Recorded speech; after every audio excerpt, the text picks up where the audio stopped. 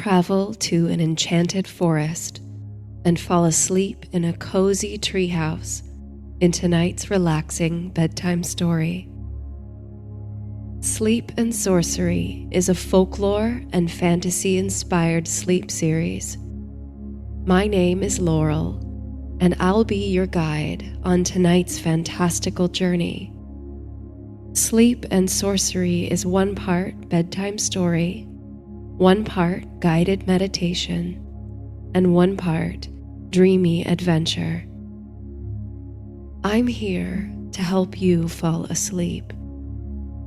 If you miss the end of the story, you can always come back in the morning.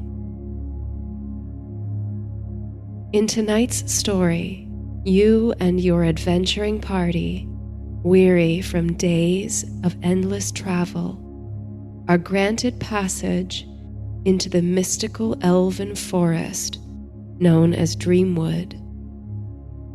You earn a private audience with the Queen of the Realm, an immortal elf, who gives you keen wisdom and insight about yourself and your future. Rejoining your party, the Queen's Guard shows you to your bedchambers among a network of treehouses. Before we begin the story, take a deep breath in. Then let go a long exhale. Let go of anything that doesn't serve you right now. We put so much pressure on ourselves during the day, and at night it can be hard to let go of that pressure. But remember, rest is just as important as the work we do. Often it's more important. You deserve meaningful rest. So let go and just breathe.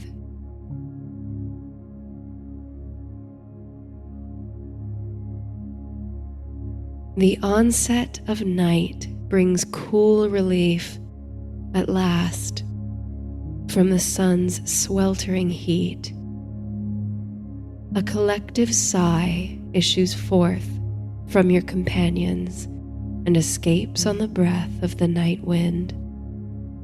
The sword at your hip and the pack on your shoulder weigh heavy, and you feel as though with each step you sink a little further into the soil. It was almost a month ago that you set off from your comfortable home in the secluded hamlet of Slumbershire, but it feels more like years. Already in this first leg of your first journey away from home, you feel you've seen a lifetime's worth of adventures. Thankfully, you are accompanied by your closest friend, and you're surrounded by trustworthy companions and leaders. At the head of the party is the great wizard Lothian. He walks with a quarterstaff adorned with a black crystal, and despite his age and the group's exhaustion, he still carries himself with preternatural composure. He moves with purpose, which comforts you, as he must now feel confident of the way to shelter. You trust Lothian implicitly. In his long life, he's spent many a moon in your home village, breaking bread and making merry with generations of your family. You come from a close-knit community of folks who are naturally suspicious of outsiders, so the fact that Lothian is welcomed into their ranks is a sign of his inherent goodness. Bringing up the rear of the party is Branwen, the fiercest fighter and most ardent protector you've ever seen. She wears the armor of a line of kings and queens in exile, but rarely speaks in detail about her parentage. And in the middle of the line are you, your best friend, the gifted bard Mathaluk, the elf huntress Sharka, and the pious yet spirited dwarf Brillig. In the dimming twilight, you think back to the moment you met your new companions, a moment that now seems worlds away. It was a stormy night in the village of Bellwood. You and Mathaluk, eager to escape the heavy rain beating down upon your heads, pulled your cloaks tight and scurried into the White Hart, a pub at the center of town. It seems many had the same idea, for the tables and chairs were near full with soggy customers.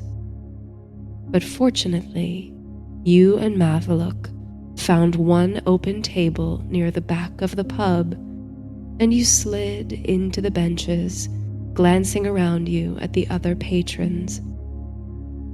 You had only set off from home a day before, and you were understandably wary of strangers, unsure of who to trust with the nature of your quest. Mathaluk went to the bar to get drinks for you, and you became aware of a mysterious individual sitting alone in the corner, a hood pulled over her eyes. When she caught sight of you, she stood and came over to your table. Pulling her hood down as she sat, she revealed a pair of pensive, dark eyes, lit with concern and compassion. It was Branwen. When Mathaluk returned with your beverages, nearly dropping both steins at the sight of the tall stranger seated at your table, she explained that the wizard Lothian had informed her you might be passing through Bellwood. She had been waiting days for you, and then and there she vowed to protect you on the next leg of your journey. Thus far, she's been entirely faithful to that promise. Over the course of that night, as the storm subsided and the White Hart emptied of regular customers, new faces appeared in the entryway.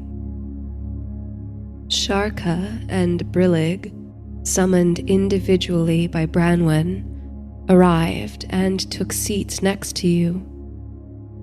You remember thinking that it must have been a rather funny sight to anyone who laid eyes upon the party. Two wide-eyed halflings, a gruff warrior, a solemn elf, and a boisterous dwarf, all seated at one table. Over hearty stew and fresh-baked bread, your new acquaintances revealed that they were all confidants of Lothian, and they had traveled from their disparate homelands to seek you out and join your quest. Before long, you felt safe and comfortable in their company. You even found yourself laughing with abandon among these recent strangers. You reunited with Lothian in the western wilds a week later, where you were granted shelter by a nomadic tribe with whom he was allied. From there, your party set a course for the mountains, but those proved too steep, too treacherous for you and Mathaluk to climb alongside the more experienced adventurers. The only recourse, then, was to double back and travel through the wastes in which you now find yourself. For weeks, you've walked, following Lothian's confident lead, but you seem to be surrounded by nothing on all sides. On the 5th day, or 6th, you've lost count of your march through the wasteland, you encountered a small club of bandits.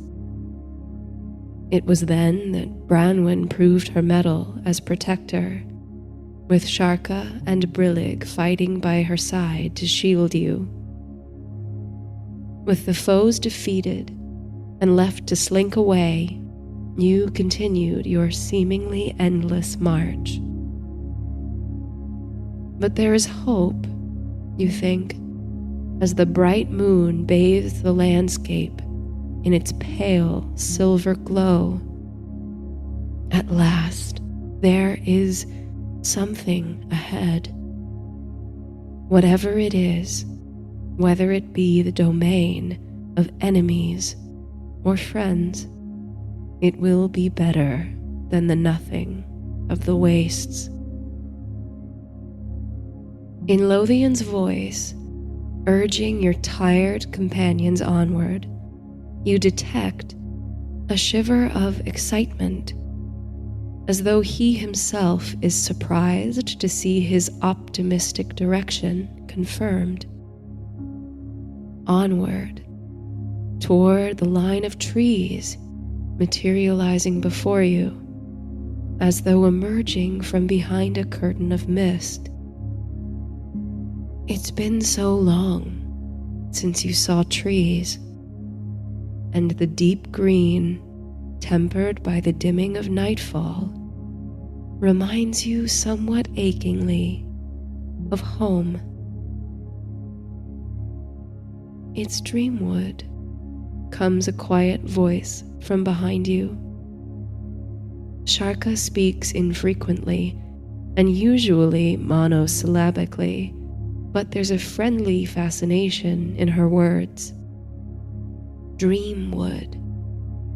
You know you've heard the name before, and you riffle through the pages of your memory to identify it.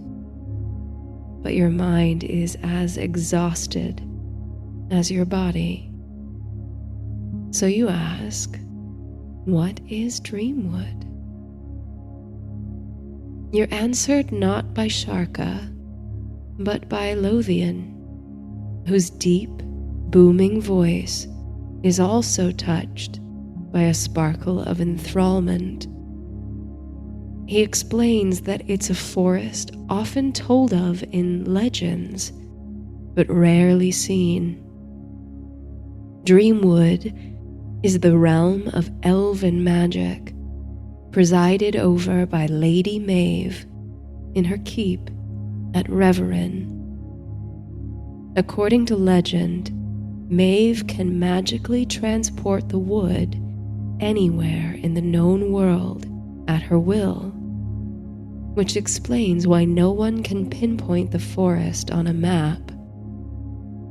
Rarely a traveler may stumble upon it, and even more rarely may be allowed to enter.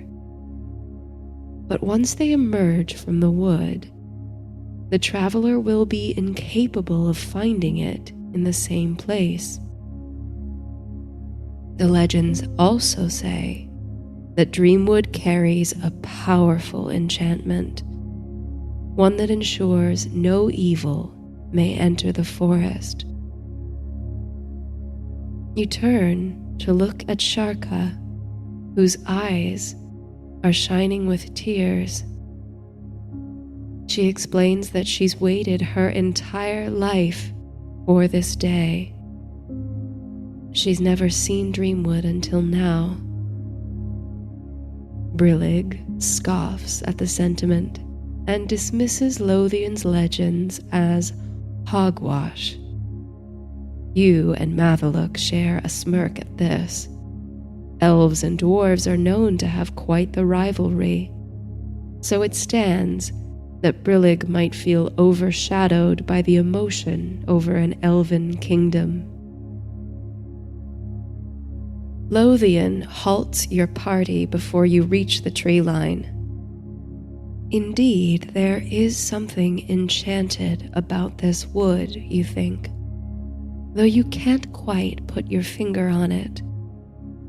The trees themselves seem to breathe with the rhythm of the night breeze.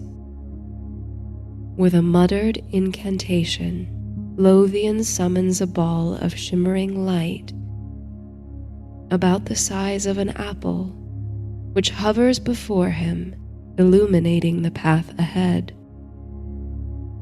There is a small opening in the trees. It's almost too inviting. Branwen offers words of hesitation, sparking a low-voiced, rational debate between the adventurers over whether or not to enter the forest. Those in favor, Lothian and Sharka, cite the legendary enchantments and the party's desperate need for shelter from the wastes. Those opposed, namely Brillig, urge caution, for the Elven Queen's true intentions are as yet unknown. Branwen remains neutral, but merits both sides of the debate. It's now that she turns to you for your vote. The rest of the party agrees that it must be your decision in the end. You scan the group, unsure of how to make such an important choice on their behalf. In Mathaluk's eyes, you see a thrill and excitement. He's always wanted to see the land of the elves. In Brillig's, there's a mark of disdain just behind their deference to you. Sharka is nearly trembling with anticipation. Lothian bows his head in respect to your decision. Branwen is steadfast, ready to embrace whatever choice you make. Then you listen to your own heart and body. You feel weighed down by the endless travel, yearning for comfort and rest, desperate to bathe in nature rather than wither in wasteland. The choice seems clear. We go forth into Dreamwood, you say, with as much assurance as you can muster. You're greeted with nods and words of encouragement. Onward into the forest. As soon as you set foot inside the wood, still traveling in single file along the narrow path, you feel instantly lighter. You have to check that your pack and your sword are still hanging from your shoulder and hip, for they now feel entirely weightless. Breathing in the night fragrance of the forest, you feel as though your lungs have expanded to allow in more air. Your feet bounce across the spongy soil. Lothian's ball of light casts a wide glow upon the trees and the path, speckled with evening primrose. Sharka, apparently moved by this unexpected foray into her childhood dreams, tells more legends of Dreamwood as you walk. When she was young, the village storyteller claimed to have spent several years in the golden city of Reverin, deep in the heart of the forest, where Lady Maeve, lives among her subjects in a network of treehouses. The storyteller was welcomed into their ranks and each night would regale the queen and her consort with lavish tales of distant lands. Every night, a new story. When the storyteller ran out of myths from the places and people she knew, she invented new stories by deconstructing and reassembling myths, legends, and her own dreams. One day, she awoke in her own treehouse and knew she had no more tales to tell. She asked the queen for permission to take her leave from Dreamwood, and the queen acquiesced, grateful for years of service. When the storyteller emerged from the wood, she felt the years melt off of her. Asking for news in a nearby town, she discovered that hardly a day had passed since she stumbled into Dreamwood. She tried to find the forest again, but it was gone. The storyteller then returned to her elven village and swore to tell this tale again and again until she grew old, lest she begin to believe it was nothing but a dream. You walk for many hours, but your step remains light and lively, as though the exhaustion brought on in the wastes has been magically lifted. You begin to sense that the trees are not only inhaling and exhaling all around you, but that they are shifting almost imperceptibly, that they might, when you look away, get up and walk around. The whole place feels utterly alive and alert, like one interconnected organism. It's strange, Mathaluk says to you, speaking just above a whisper. I feel as though I'm inside a song. No sooner has he uttered the words than Lothian's magical light falls upon a spectacular vision. Before you, the mouth of the path dissolves, and the thicket of trees opens up into a wondrous expanse, at the center of which a monumental oak tree, its trunk the width of 4 Slumbershire cottages, its branches stretching upward as far as the eye can see, towers over you and your companions. Surrounding it are 7 more imposing oak trees, just slightly smaller than the central one.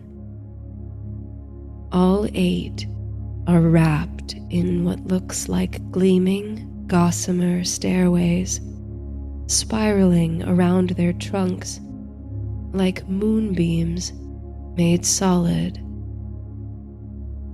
Squinting in their glow, you recognize that the stairways, which lead up and down the trunks of the trees and across the boughs and limbs to the others, connect a complex of structures, treehouses, and halls.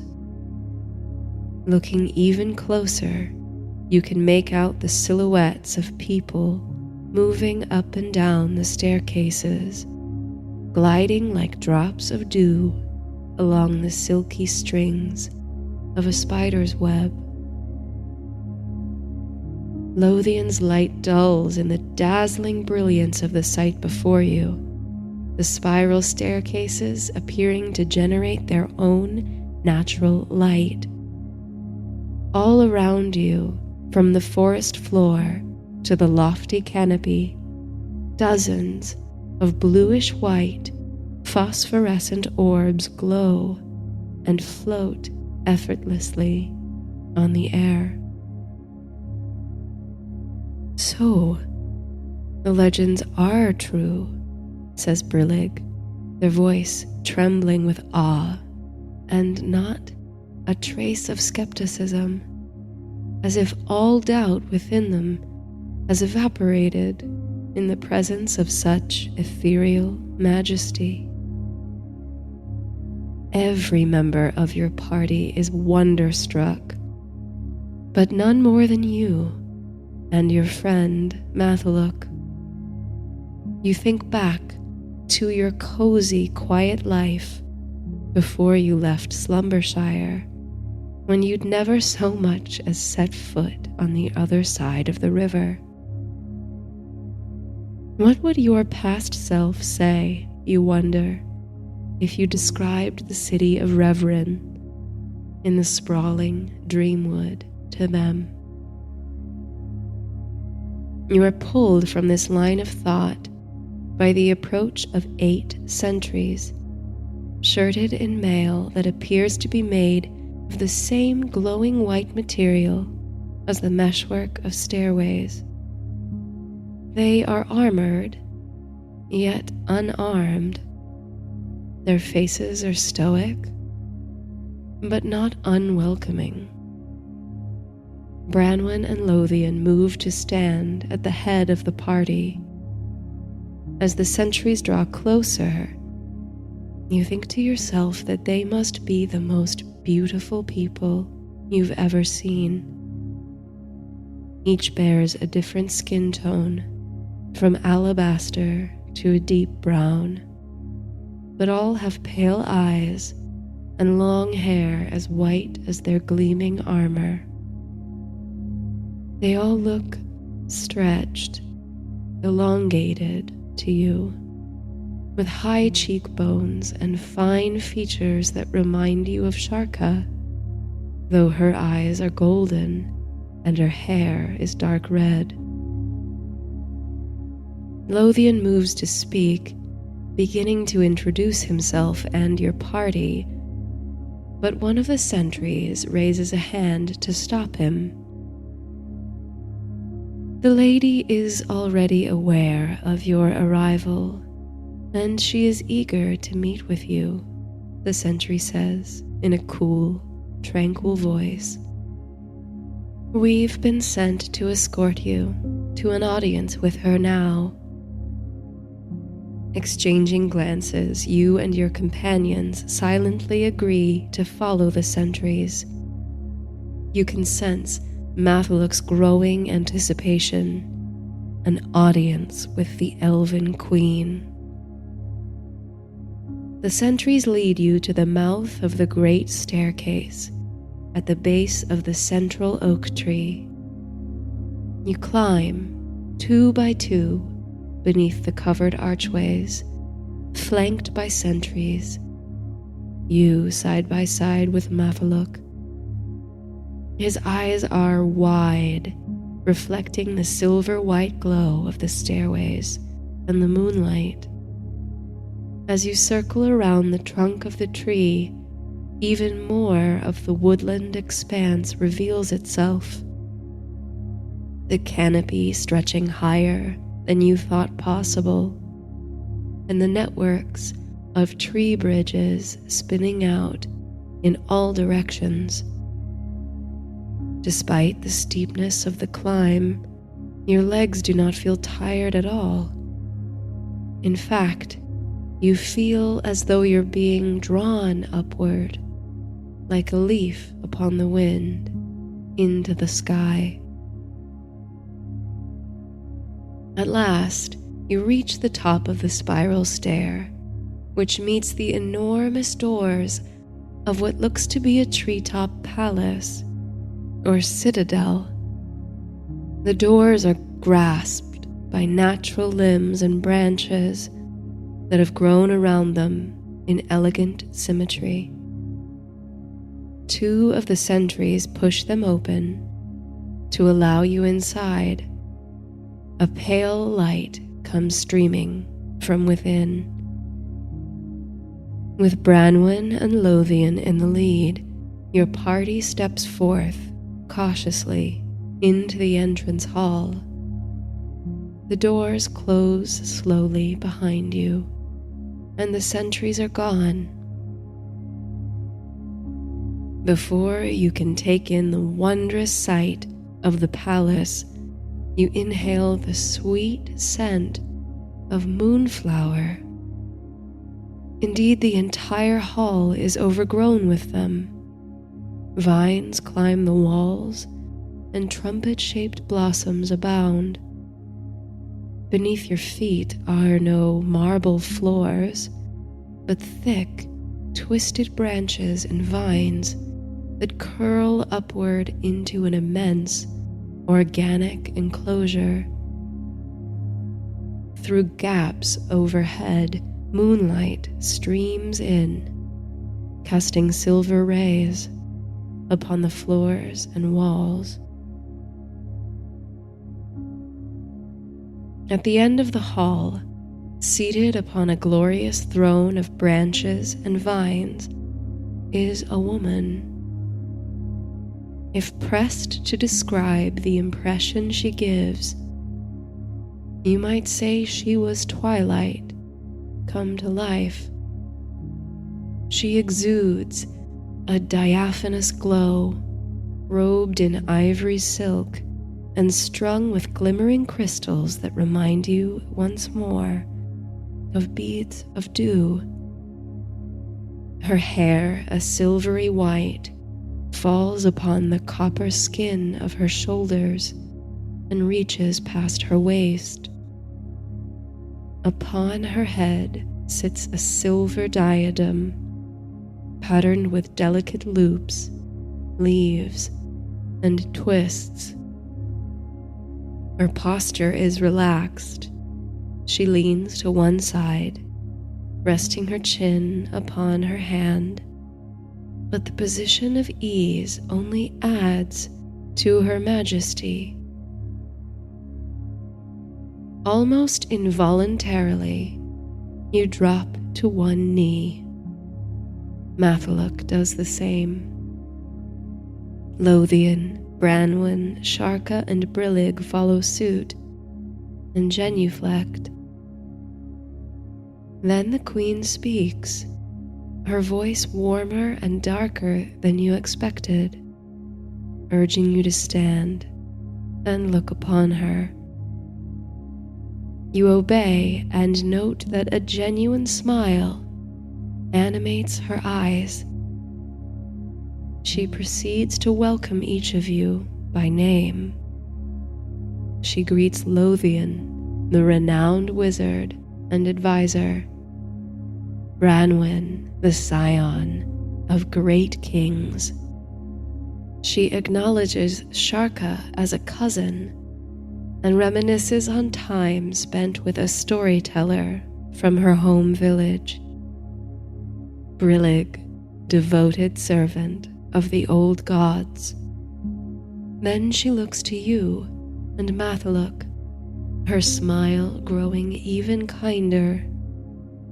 She says your names and recognizes you as defenders of life, great heroes of the age.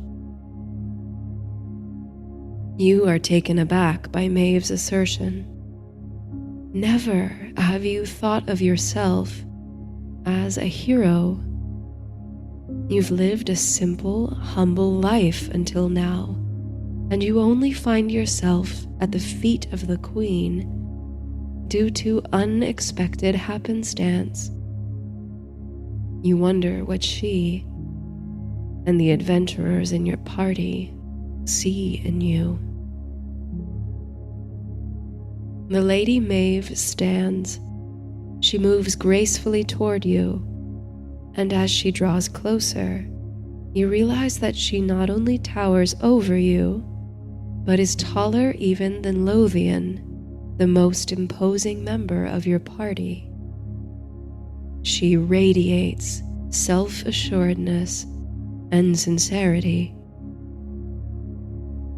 she invites you to join her in the courtyard, where she and her company might listen to stories of your adventures thus far. She insists there's nothing she loves more than a good story. At her words, a set of doors near the far end of the hall groan open, and she gestures for you to follow. No one objects. Brillig, the unexpected convert, mutters the blessings of the old gods, voice wrapped with awe. All together, you step through the doors into a wash of moonlight, which falls upon a tangle of moss and vines. It's easy to forget that you are situated in the canopy of skyscraping oaks, for the floor beneath you is sturdy and solid, the branches fused together to form a mezzanine.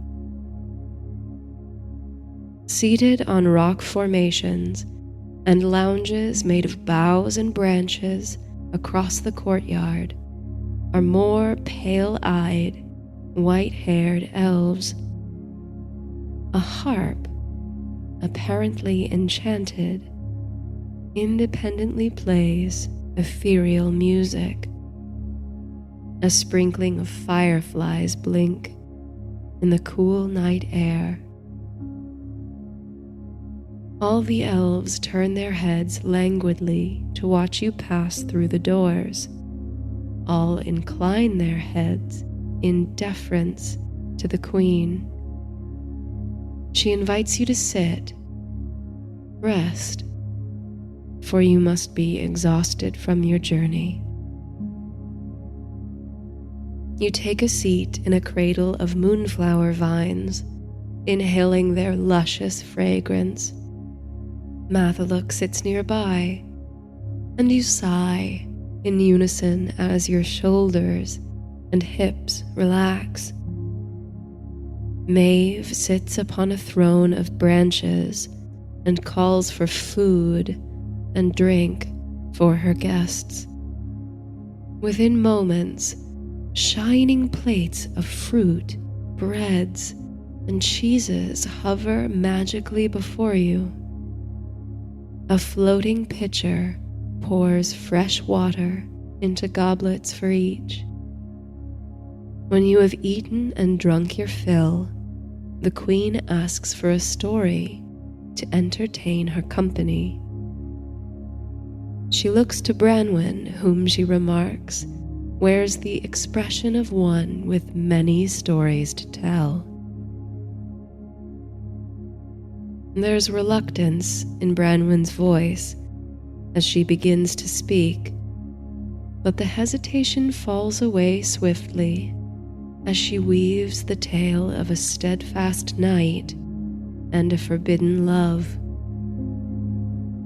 You do not recognize the names of the lovers, but as you are swept into the beauty and tragedy of the story, you begin to identify some very familiar characteristics in the personage of the knight. You wonder if the story could be based on truth. If Branwen has a forbidden love for whom she pines. At the conclusion of the story, a cliffhanger ending in which the lovers attempt to steal away together but are pursued by those who object to their union, the Lady Maeve and her court applaud quietly. A beautiful story, she reflects.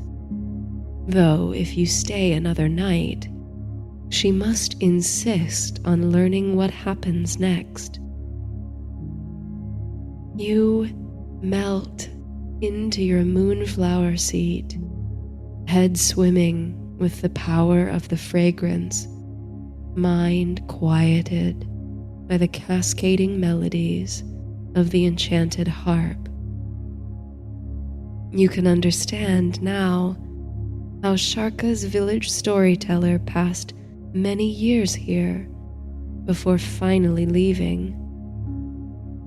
Where Mathaluk feels as though he's inside a song, you feel as though your entire experience is suspended inside one magical, musical note, a shimmering hum that surrounds you. You're surprised when Mathaluk is the next to speak. He asks the queen, addressing her with a string of honorifics, if she might be pleased by a song. Amused, she says she might be very pleased by a song. She waves a hand, and the magical harp ceases its playing.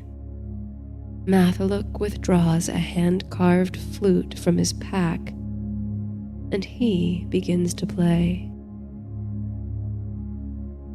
Within a few notes, you recognize the melody. It's an old folk song from Slumbershire. When sung, the words lament a settlement that was lost when the river flooded the banks generations ago. Prized possessions floated downstream, glinting and gleaming just below the river's swollen surface. The song imagines a distant land where the river meets the sea, and how all the fish of that faraway ocean must be adorned in the finest gems and jewels. Mathaluk has always been a skilled musician, playing music at parties and in taverns full of dancing halflings. On many a summer night, his music comforted and entertained you. You wonder what he might have said if you told him one day he'd play a tune for the Elven queen of Dreamwood. The melody twists and climbs a ladder of breeze and fireflies, winding its way around you, your companions, and the members of the court. You can see in the eyes of all who listen that they are deeply moved by Mathaluk's gifts and the beauty of the music. When he concludes, Maeve's eyes are sparkling. She leads another round of applause and thanks your friend for the lovely tune. He swells with pride, bowing his head in respect. The enchanted harp resumes its playing as Maeve signals for everyone to relax. Pursue casual conversation. There's no more need for you, her weary guests, to perform for her, though you've brought the court so much pleasure this evening. After a few moments of quiet conversation, Maeve moves from her throne and glides across the floor toward you. She reaches you and, in a low voice, asks if you might accompany her for a stroll. You want to ask if she's sure she has the right person in mind, if she wouldn't rather walk with Branwen or Lothian or Sharka. But her eyes are bright with intention. Stealing a glance at Mathaluk, whose jaw hangs open beside you, you stand and reply that it would be a great honor. She leads you away from the lounging court and toward a small walkway off the courtyard. The path is covered with arching tree branches and lit by the phosphorescent orbs you saw when you first approached Reverin. Only now, do you notice that the Lady Maeve's feet are bare, like yours? She tells you that she's wanted to meet you for some time. When she learned that you and your companions were wandering amid the wastes, she had the forest of Dreamwood moved into your path so as to welcome you. She'd hoped to steer you to find the city of Reverin, so she might offer you respite and assistance in your perilous journey. You walk a few paces behind her swift step until you reach a small garden, at the center of which a large, deep basin sits atop a stone pedestal. The queen beckons you toward it. She waves a hand over the basin, which slowly, magically fills with crystal clear water. Lady Maeve tells you to look into the water. You are just tall enough to peer over the edge of the basin. At first, you see only your reflection, eyes full of bemused wonder and the glow of fireflies around you. But then, as you continue to stare into the still surface, your features melt into a striking tableau. You see yourself standing, facing away atop a black and blistered mountain with Mathaluk behind you. Beyond the mountain, a rippling red and orange glow suggests that you look upon a fire. But before you can grasp the sense of the image, it dissolves into another. A pair of wizened hands place a crown upon Branwen's head. This image is replaced with you and Mathaluk, side by side, in a crowded throne room. Branwen, bearing the crown of the High Queen, kneels before you. This perplexing image fades and is replaced with one of Slumbershire. The party tree, decorated with lanterns and ribbons. Mathaluk plays the flute while a group of halflings of all ages dance enthusiastically. A tiny child throws her arms around Mathaluk's legs, and he ruffles her hair before she carries on dancing. Your heart pounds and your eyes fill with tears as you look upon this vision of the home you miss so dearly. You struggle not to blink, unwilling to miss a single moment of the scene. You long for this image to remain, not to fade as the others did. But in time, the party tree dissolves, and in its place you see yourself once more aboard a boat in the harbor, gazing toward the west with a wistful smile.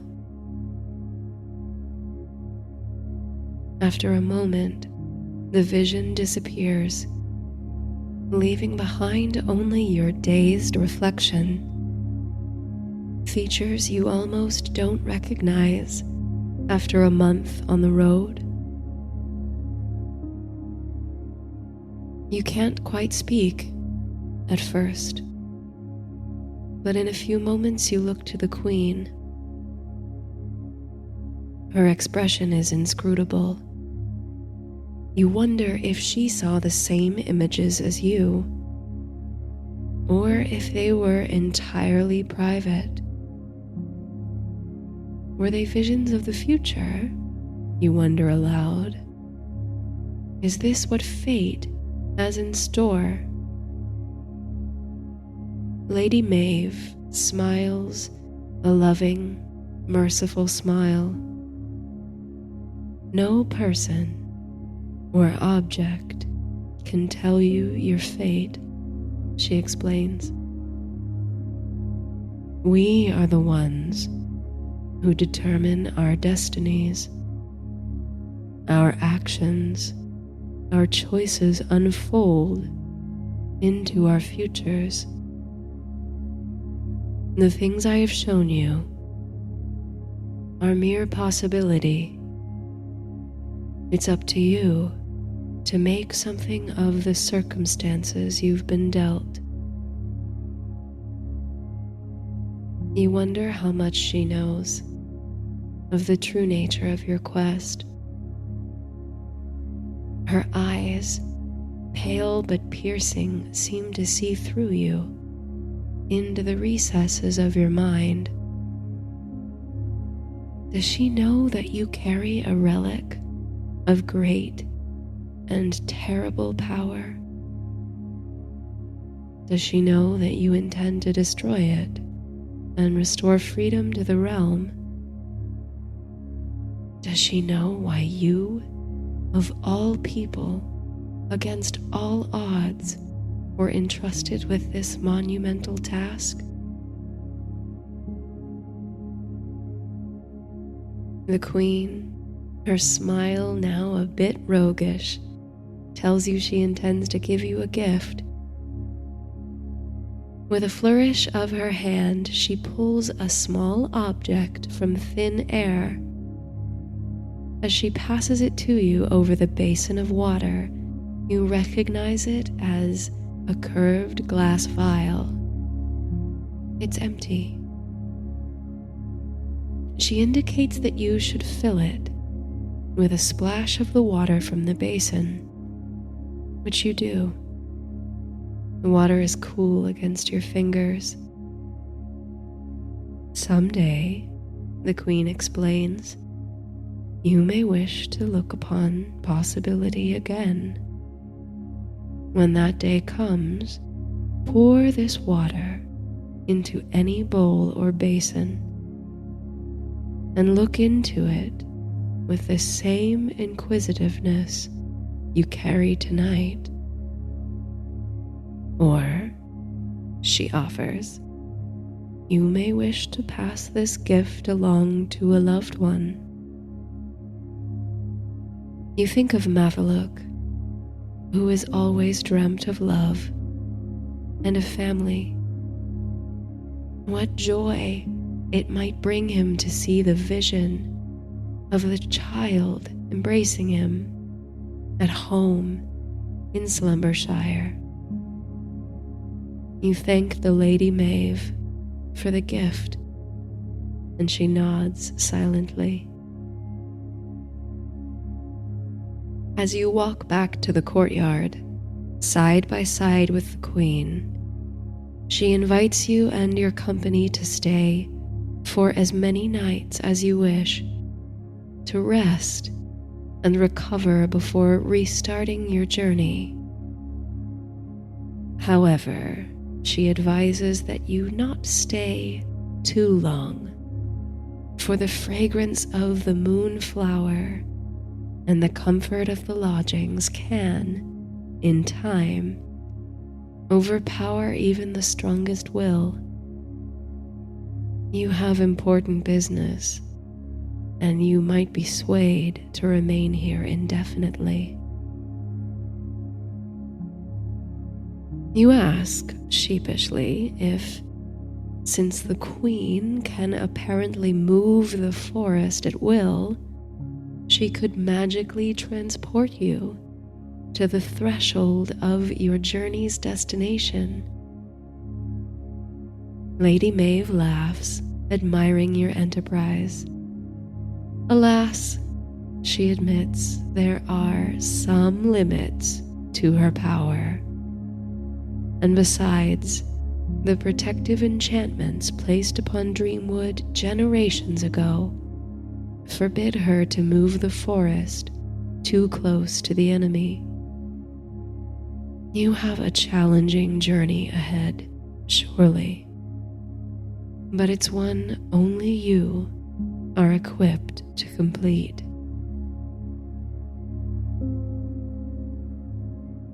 The tender glissando of the harp fills your ears as you reach the courtyard. A lull of sleepiness has fallen over the company. Limbs are limp, eyelids are drooping. Lady Maeve calls for her sentries and instructs them to show her guests to their quarters for sleep. It's now that your own exhaustion, suspended thus far in the awe and curiosity of Reverin, returns to your body. Your muscles groan and ache for sleep. The sentries usher you from the palace and back to the spiral stair in its glimmering arcade. As you descend the stairway, the group splits apart. First, Branwen is led off onto a gossamer bridge, then Brillig, then Sharka, and Lothian, each destined for their private quarters. Only you and Mathaluk remain, and soon he splits off too. You wish each other a tender good night. You'll tell him all about your private audience with Lady Maeve in the morning. You follow the final sentry across a covered tree bridge now toward your rooms. You're taken to a secluded treehouse and left alone to take your rest.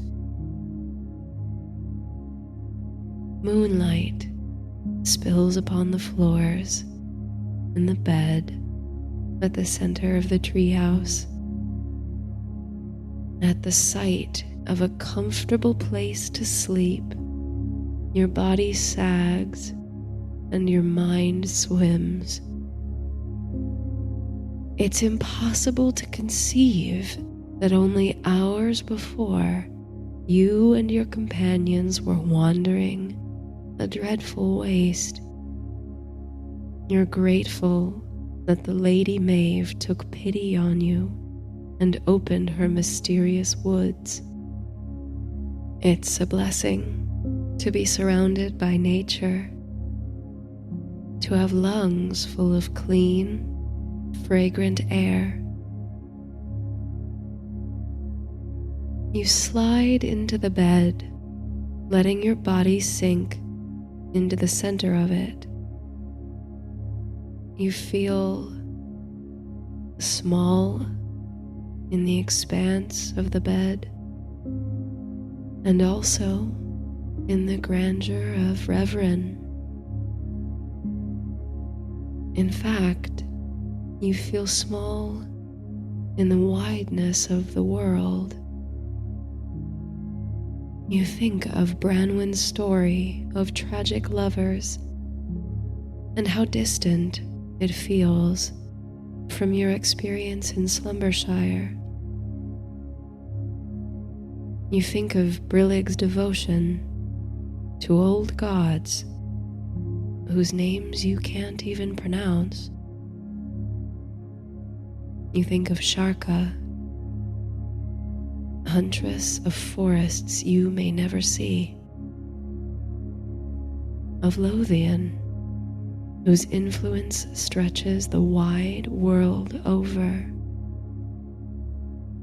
of Mathaluk, your closest friend, whose musical gifts charmed the queen of Dreamwood and of a boat in a harbor heading west.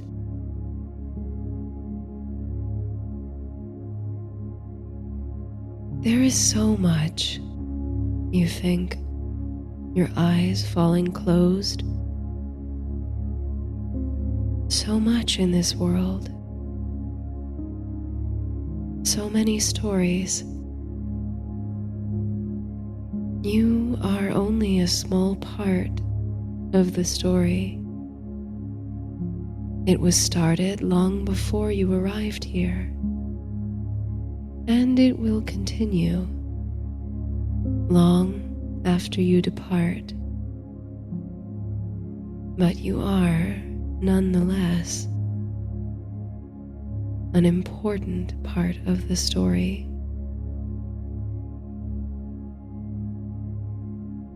Milky moonlight falls over a lattice work of tree limbs, chambers, and stairway arcades.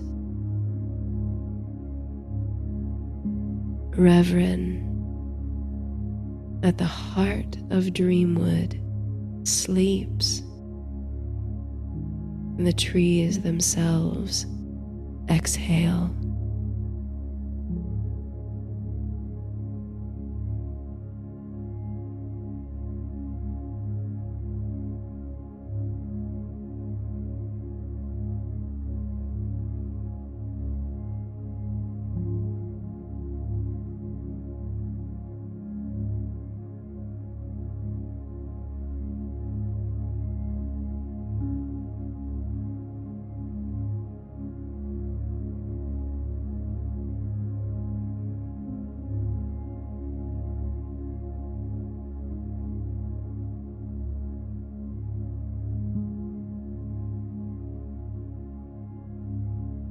Before you, a basin of cool, clear water,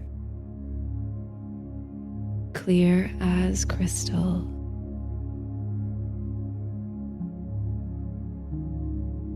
See your reflection in the water. Notice your features. What color are your eyes? Are you smiling? Follow my voice. As soon as you hear my prompts, imagine or visualize them on the surface of the water. Don't think too much about them. Surrender and let the images come to you without editing them. Just let them arrive, then let them go.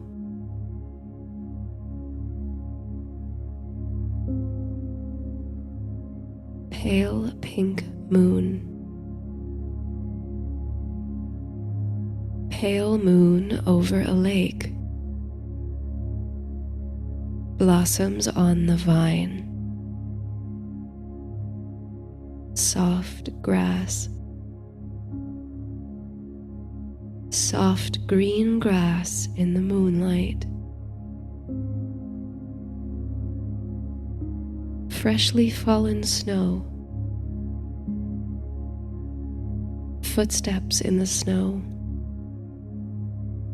Melting snow. Secret waterfall. Forest glade.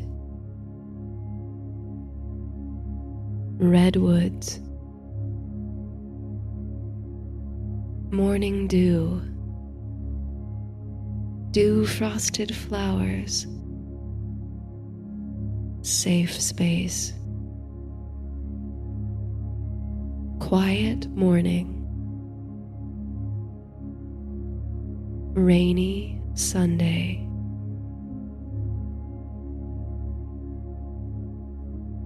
Party tree.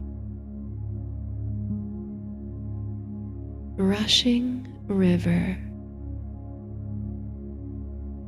sunny afternoon, sunset on the harbor, wide horizon, ocean waves, sunken treasure,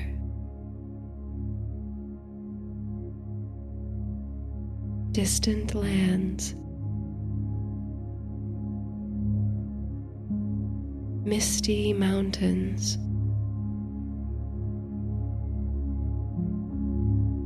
forest stream, moonlit palace,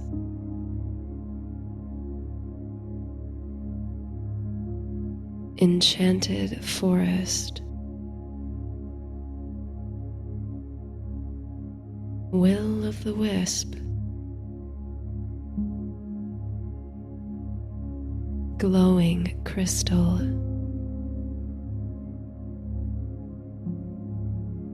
safe place,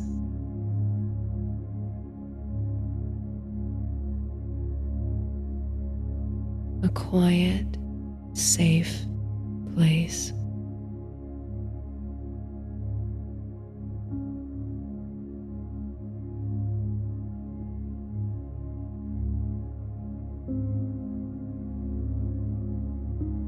Good night.